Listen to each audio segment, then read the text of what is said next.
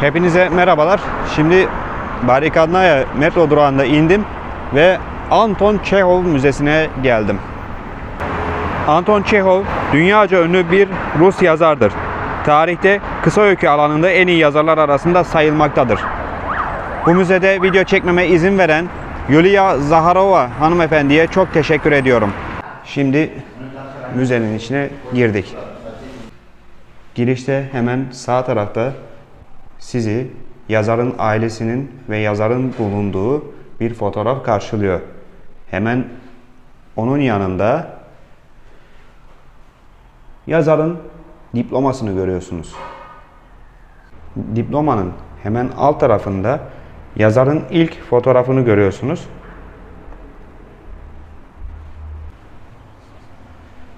Şimdi burada da yazarın beraber öğrenim gördüğü kişiler var. Bu odada aynı zamanda o kişilerin portreleri de var.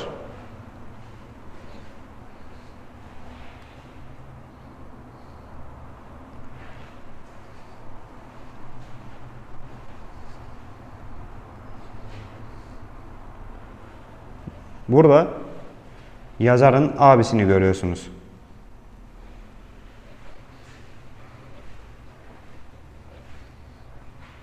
Bu da size portreleri göstereceğim son bölüm bu odada.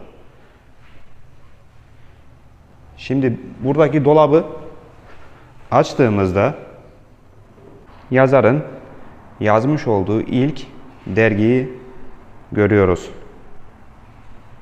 Yazar bu dergide Antosha takma adını kullandı. Şimdi burada da yazarın çalışma odasını sizlere göstermek istiyorum.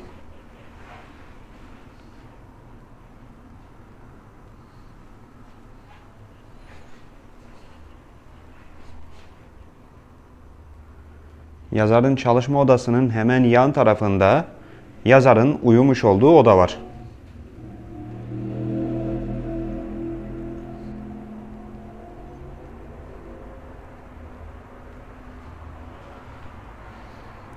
Yazarın uyuduğu odanın da yan tarafında yazarın küçük kardeşi Mikhail Pavlovich Çehov'un hem çalışma odası hem de uyuma odası var.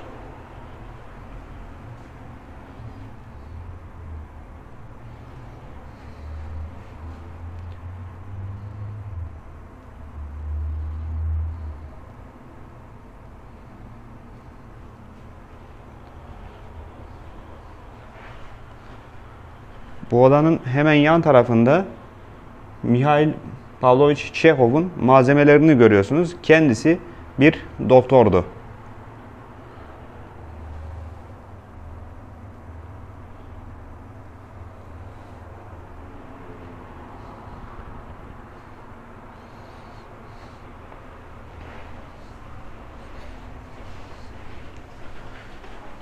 Müze 2 katlı bir müze.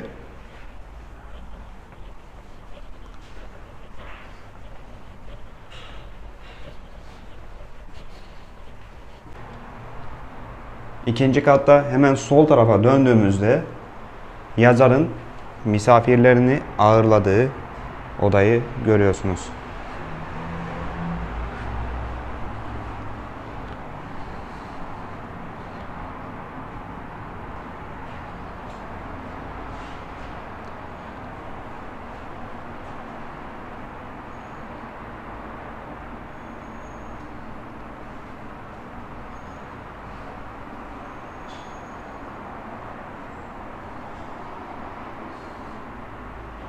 Bu arada burada görmüş olduğunuz eski bir piyano. Misafirlerini ağırladığı odanın hemen yan tarafında onun küçük kız kardeşi olan Maria Çehova'nın çalışma odasını görüyorsunuz.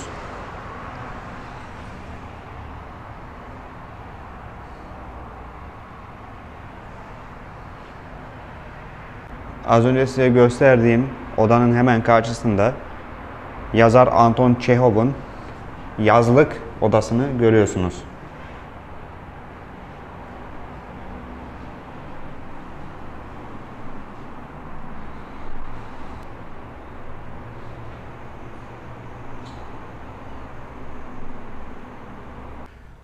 Az önceki merdivenden hemen sağ tarafa döndüğümüzde yazarın yemek odasına gireceğiz. Burada yazarın Sahalin, Melikova ve Yalta günlerine ait fotoğraflar da var.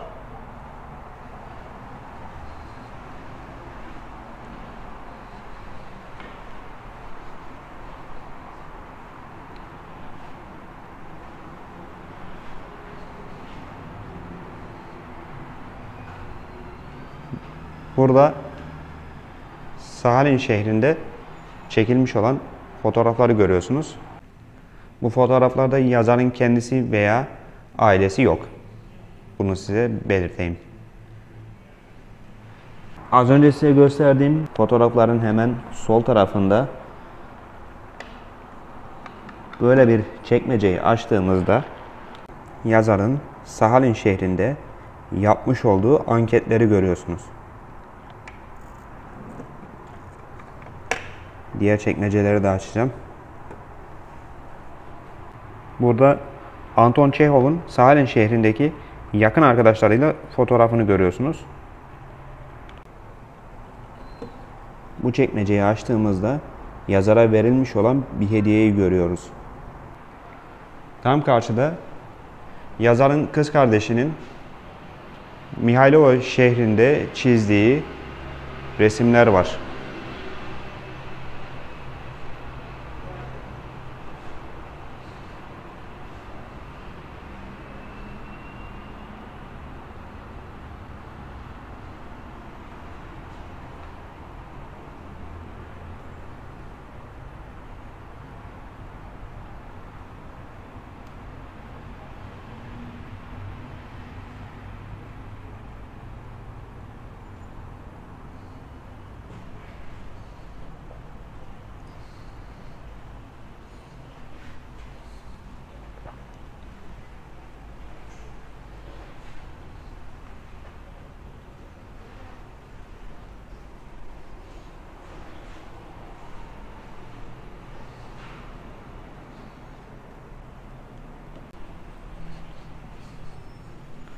Yazar daha sonra Yalta şehrine taşınıyor.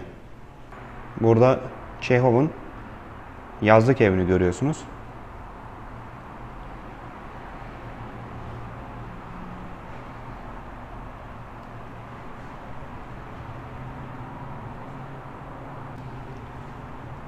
Burada kendisi balkonda. Burada da yazarı görüyorsunuz, Anton Çehov'u. Burada da yazarın yakın arkadaşlarıyla olan fotoğrafını görüyorsunuz. Bu yakın arkadaşlarından bir tanesi ünlü yazar Maxim Gorki. Fotoğrafın altında da buradaki yazarların orijinal imzaları var.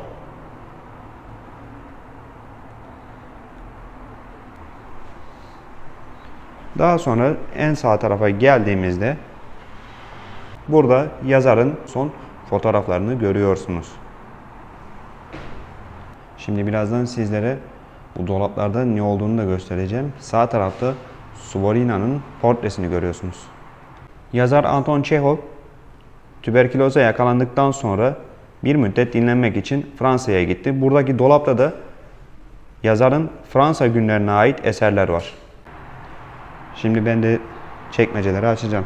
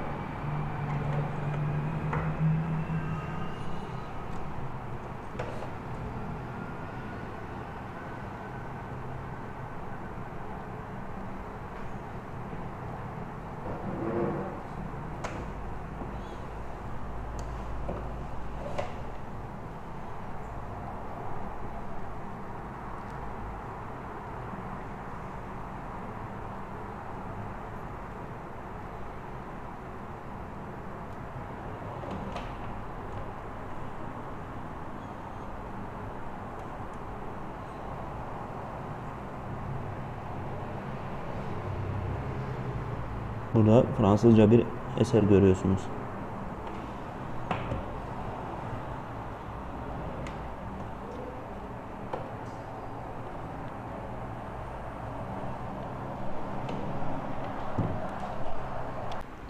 Şimdi geldik yan taraftaki dolaba. Burada yazarın madalyasını görüyorsunuz.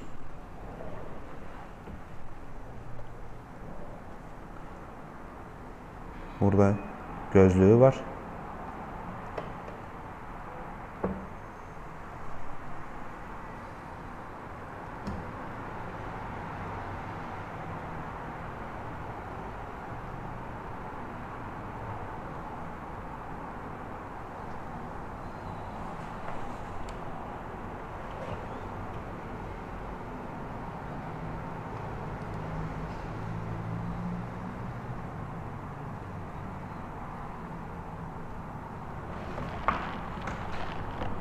Ama benim burada size esas göstermek istediğim şey işte burada.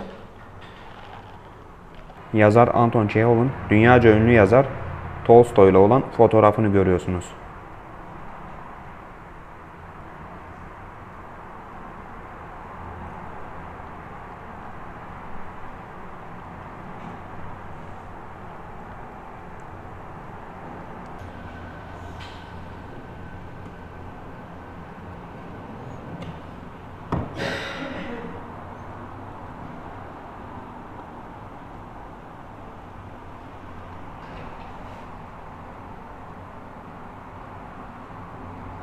Burada yazar Anton Çehov'un yazmış olduğu bir hikaye kitabını görüyorsunuz.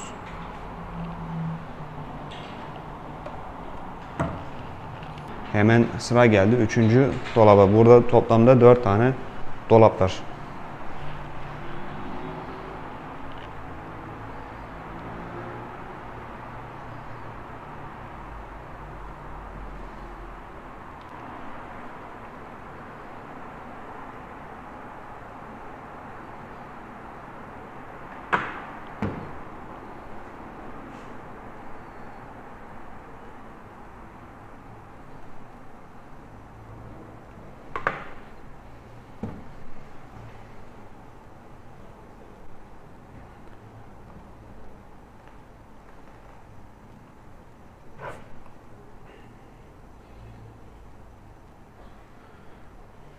Burada yazarın ilk piyesi var.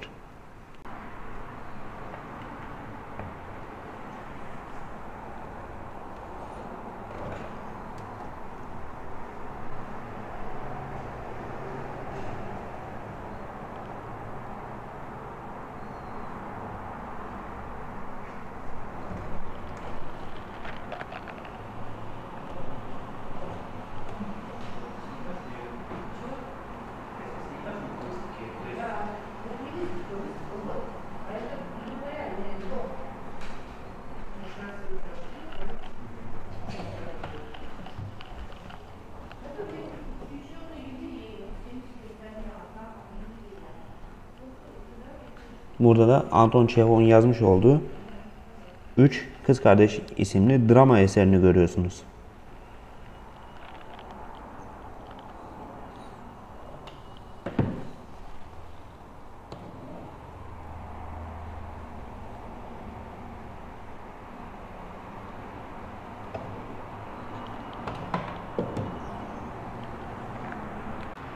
Ve sıra geldi son dolabı açmaya.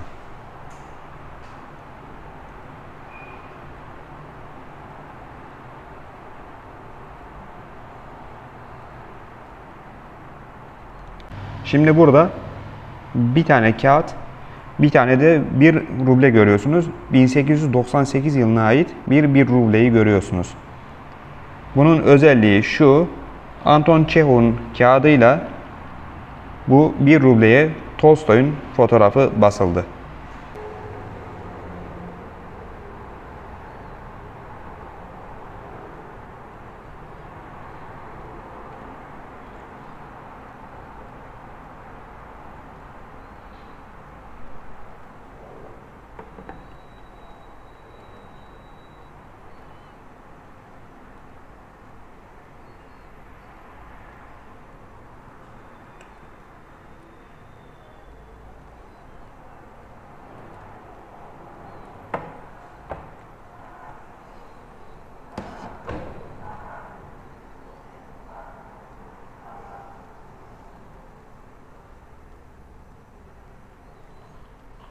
Burada Anton Çehov'u ve Maxim Gorki'yi görüyorsunuz.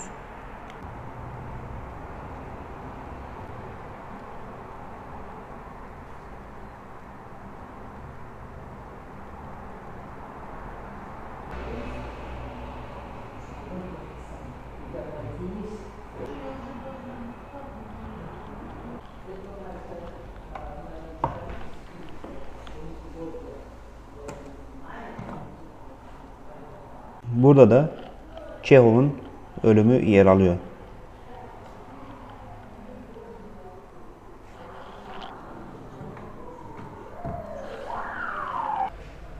Şimdi burada da müzenin kültürel etkinliklerini düzenlediği salonu görüyorsunuz.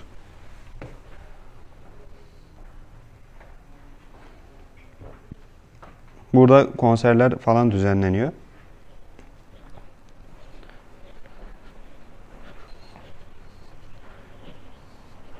Arka tarafta da Joseph Stalin'in fotoğrafı var.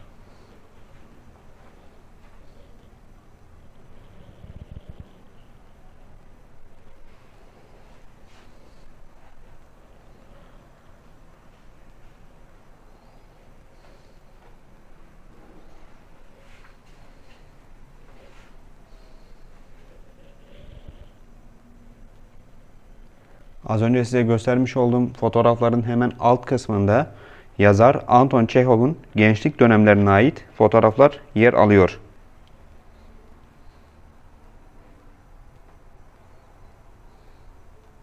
Burada da eserler var.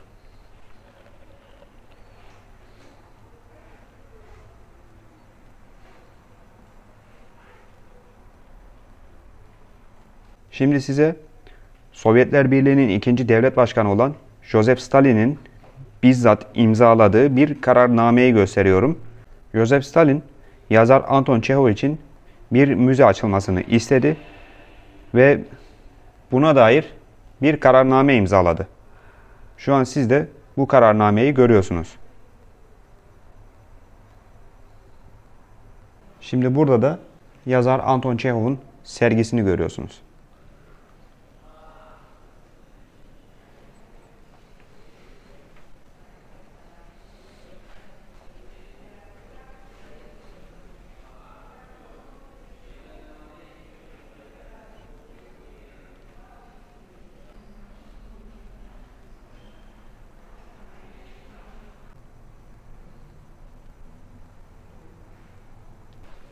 Ve sergide size göstereceğim son kısım burası.